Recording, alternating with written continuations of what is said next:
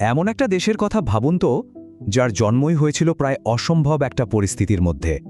চারিদিকে শত্রু, প্রাকৃতিক সম্পদ বলতে কিছুই নেই, অথচ সেই দেশই আজ বিশ্বের অন্যতম শক্তিশালী একটা দেশ। চলুন আজ আমরা খুঁজে বের করি কিভাবে ইসরায়েল এই অসাধ্য সাধন করল। এই কথাটা একবার ভালো করে ভাবুন। শুনতে অবাক লাগলেও এটাই কিন্তু সত্যি।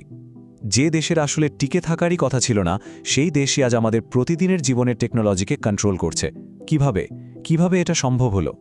একদিকে দেখুন ১৯৪৮-এর ছবিটা, যুদ্ধ, শরণার্থী, মরুভূমি। আর অন্যদিকে আজকে ছবিটা দেখুন, বিশ্বের অন্যতম ধনী দেশ, আর আমেরিকার ন্যাসড্যাক স্টক এক্সচেঞ্জে তাদের কোম্পানির সংখ্যা আমেরিকা আর চীনের পরেই। এই যে একটা আকাশ-পাতাল তফাত, এটা কিন্তু এমনি হয়নি। তাহলে আসল প্রশ্নটা কি? তেল, গ্যাস বা বিশাল কোনো দেশ ছাড়াই কিভাবে একটা জাতি টেকনোলজি আর অর্থনীতিতে এতটা এগিয়ে যেতে পারে? এর পেছনের রহস্যটা কি? আজকের এই আলোচনায় আমরা সেই ব্লুপ্রিন্টটাই খুঁজে বের করব। ১৯৪৮ সালে ইসরায়েল যখন স্বাধীনতা ঘোষণা করল, ঠিক তার পরের দিনই ৫টা আরব দেশ মিলে আক্রমণ করে বসল। দেশের তখন না ছিল কোনো সেনাবাহিনী, না ছিল অস্ত্র, না ছিল টাকা। দেশের বেশিরভাগটাই হয় মরুভূমি, নয়তো ম্যালেরিয়া ছড়ানো জলাভূমি, আর তার উপর আসছিল লক্ষ লক্ষ মিশ্র শরণার্থী। সত্যি বলতে কি, অর্থনীতির সব হিসেব নিকেশ বলছিল যে এই দেশের তো কোমর সোজা করে দাঁড়ানোরই কথা না, সবকিছুই ছিল তাদের বিরুদ্ধে। কিন্তু দেখুন, তারা সব হিসেব উল্টে দিয়েছে। আর এখানেই লুকিয়ে আছে ইসরায়েলের সাফল্যের প্রথম রহস্য। তাদের সবচেয়ে বড় সম্পদ তেল বা জমি ছিল না, ছিল মানুষ। ইউরোপ আর রাশিয়া থেকে যে ইহুদি শরণার্থীরা আসছিলেন, তারা শুধু বাঁচার স্বপ্ন নিয়ে আসেননি, সাথে করে এনেছিলেন শিক্ষা, দক্ষতা আর কিছু করে দেখানোর একটা তীব্র জেদ। ইসরায়েল শুরুতেই বুঝে গিয়েছিল তাদের আসল সম্পদ হলো এই মানুষগুলোই। তাই তারা একটা যুগান্তকারী সিদ্ধান্ত নিল, দেশের সবটুকু বিনিয়োগ হবে মানুষের ওপর, তাদের শিক্ষা আর গবেষণার উপর। একবার ভেবে দেখুন, প্রতি ১০ জনের মধ্যে একজন হাইটেক ইন্ডাস্ট্রিতে কাজ করে। কি সাংঘাতিক একটা ব্যাপার, তাই না?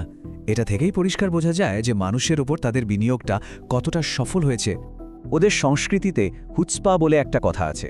এর ঠিকঠাক বাংলা করা কঠিন, তবে এর মানেটা অনেকটা এরকম: দুঃসাহসী উচ্চাকাঙ্ক্ষা, ঝুঁকি নেওয়ার সাহস, ব্যর্থ হলে ভেঙে না পড়ে আবার নতুন করে শুরু করার এই মানসিকতাই তাদের অর্থনীতির মূল চালিকা শক্তি হয়ে উঠেছে।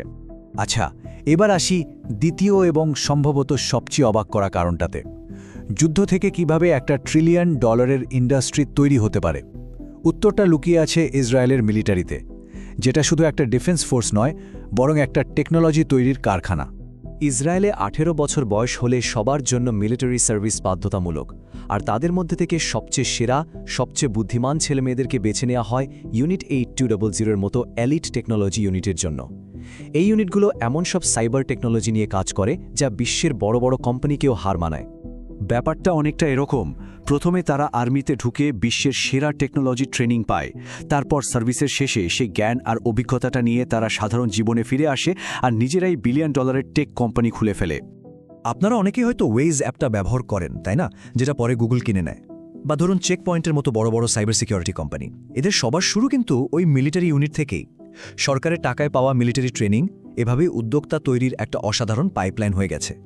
হ্যাঁ, আইডিয়া তো দারুণ, মানুষও আছে, কিন্তু এই সব আইডিয়াকে $1 বিলিয়ন কোম্পানিতে বানানোর জন্য যে বিপুল টাকার দরকার, সেটা এলো কোথা থেকে? আর এখানেই আমরা চলে আসি তৃতীয় স্তম্ভে। ইসরায়েল তাদের অভাব আর সীমাবদ্ধতাগুলোকেই তাদের সবচেয়ে বড় শক্তিতে পরিণত করেছে। ৯০ দশকেই সরকার ইয়োজমা নামে একটা দারুণ বুদ্ধিদীপ্ত প্রোগ্রাম চালু করে। নিয়মটা খুব সহজ কিন্তু যুগান্তকারী ছিল। সরকার বিদেশি ইনভেস্টরদের বলল, আপনারা যদি আমাদের কোনো স্টার্টআপে $1 লাগান, আমরাও সেখানে $1 লাগাবো। মানে বিদেশি বিনিয়োগকারীদের জন্য ঝুঁকিটা প্রায় অর্ধেক হয়ে গেল। এটা তো তাদের জন্য একটা সোনার খনি ছিল। আর তার ফল অবিশ্বাস্য। আজ মাথাপিছু ভেঞ্চার ক্যাপিটাল ইনভেস্টমেন্টে ইসরায়েল আমেরিকারও আগে। ভাবুন তো, মাত্র ৯০ লক্ষ মানুষের একটা দেশ সারা পৃথিবীর স্টার্টআপ ইনভেস্টমেন্টের কেন্দ্র হয়ে উঠেছে। এই একই ফর্মুলা তারা কাজে লাগালো তাদের আরেকটা বড় সমস্যায়, আর সেটা হলো জল। দেশটার প্রায় পুরোটাই তো মরুভূমি, কিন্তু তারা এই অভাবটাকেই তাদের শক্তিতে পরিণত করল। ইসরায়েল ড্রিপ ইরিগেশন নামে এক নতুন সেচ পদ্ধতি আবিষ্কার করল, যেটা দিয়ে সরাসরি গাছের গোড়ায় ফোঁটা ফোঁটা করে জল দেওয়া যায়। এই পদ্ধতিতে ৯৫% পর্যন্ত জল বাঁচে। ভাবা যায়? মানে প্রায় ১ ফোঁটা জলও নষ্ট হয় না। আর এভাবেই প্রয়োজন থেকে জন্ম নিল উদ্ভাবন, আর সেই উদ্ভাবন থেকে জন্ম নিল একটা নতুন রপ্তানি শিল্প। কিন্তু গল্পের আসল টুইস্টটা এখনও বাকি আছে। এই সবকিছুর পেছনে আরেকটা অপ্রত্যাশিত কারণ লুকিয়ে আছে। একদম শুরুর দিকে যখন ইসরায়েলের জন্ম হলো, তখন পৃথিবীর প্রায় কোনো বড় দেশই তাদের কাছে অস্ত্র বিক্রি করতে চাইছিল না। আমেরিকার নিষেধাজ্ঞা জারি করেছিল, ব্রিটেন ফ্রান্সও রাজি ছিল না।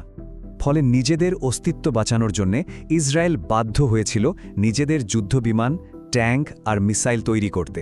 আর এই যে কোনো উপায় নেই অবস্থাটা, সেটাই তাদের জন্য আশীর্বাদ হয়ে দাঁড়ালো। ঘটনাক্রমে তারা বিশ্বের অন্যতম সেরা একটা ডিফেন্স ইন্ডাস্ট্রি তৈরি করে ফেলল। তাহলে চলুন পুরো ব্লুপ্রিন্টটা একবার এক জায়গায় করে দেখি। ১. সবকিছুর আগে মানুষের উপর বিনিয়োগ করো। ২. এমন সিস্টেম তৈরি করো যা মেধাকে স্টার্টআপে পরিণত করে। ৩.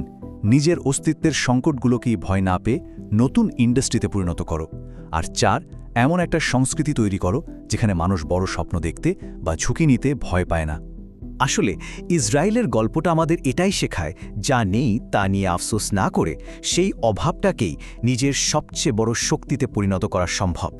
অনেক সময় আমাদের সীমাবদ্ধতাগুলোই আমাদের সাফল্যের সবচেয়ে বড় কারণ হয়ে দাঁড়াতে পারে।